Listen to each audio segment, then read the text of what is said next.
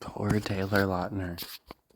I've looked through like all of his movies, and almost all the movies he's in have below a 20%, besides like Shark Boy and Lava Girl and a few of the Twilight movies. I do think he's a decently talented actor. Just gets the short end of the stick for bad movies.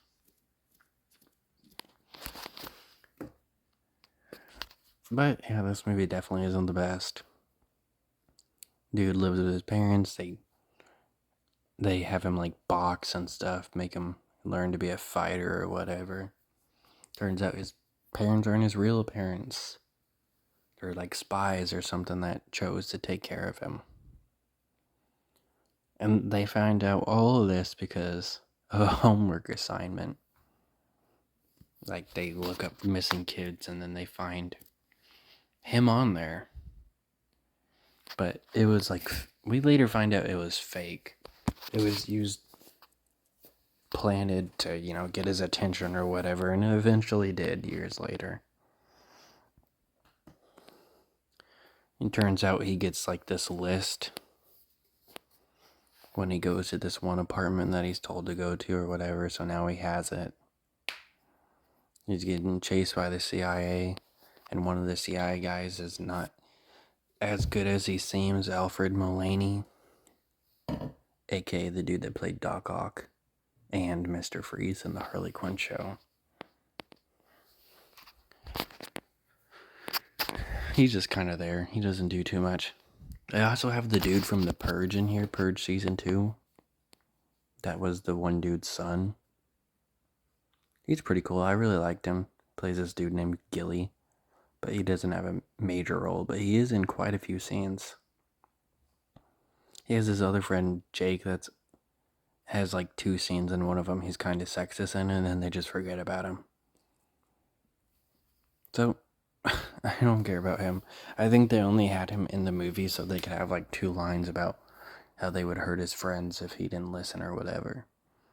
Since Gilly was his other friend. It'd probably sound weird to be like, I'll get your girl, I'll get your friend. So friend sounds better. So that was probably his only purpose in the movie. Of course, later his parents get killed in this awesome fight. Probably the best fight of the movie. It had me hyped. But this movie definitely disappointed. It's not terrible. It's got like a 5%, but I don't think it deserves it. I think it needs at least 35. It's not the worst. So then, she gets hurt in the explosion or whatever. And they actually plan a bomb, which I don't know when they had the time to plan it, because they were busy fighting both his parents. And he's like, I'm not dying here. I'll tell you everything. So it's kind of like to get him to stop beating him up. But he does die there. They never confirm it, but yeah, he did not crawl out of that exploding house, and we never see him again, so he definitely did. So he did die there. So that line was, pointless. Eventually takes the girl to the hospital. And this is the thing that I have a problem with. His one, like, therapist or whatever ever that we see in, like, one scene comes in to help him because she's also, like, a special agent that's, like, defying orders from Alfred Mullaney's character because she doesn't trust him. And we get a line where he wants to, obviously introduce her to her, like, this is mine, but he doesn't want to tell her as a therapist because that's, like, kind of an awkward topic. And she kind of interrupts him.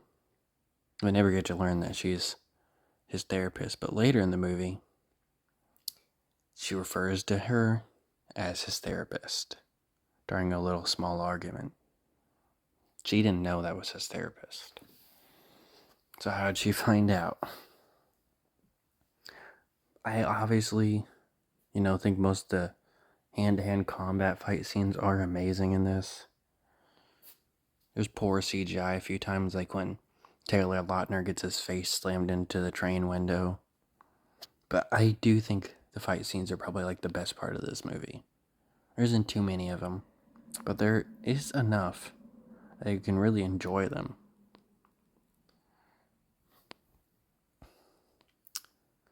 There's like this scene where Alfred Mullaney and this girl play dead, and the girl goes all out. She lays down, has her head, tilted to the side. She's just sprawled out on the floor like she got shot the shit out of with bullets. You know what Alfred Mullaney does? He sits against like a chair in the cafe and kind of like leans back into it and closes his eyes. It just looks like he's sleeping.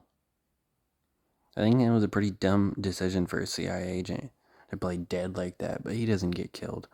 They just open their eyes when the guys come in and shoot the shit out of him. Honestly, I think it's a decent enough movie, but I can see why people don't like it.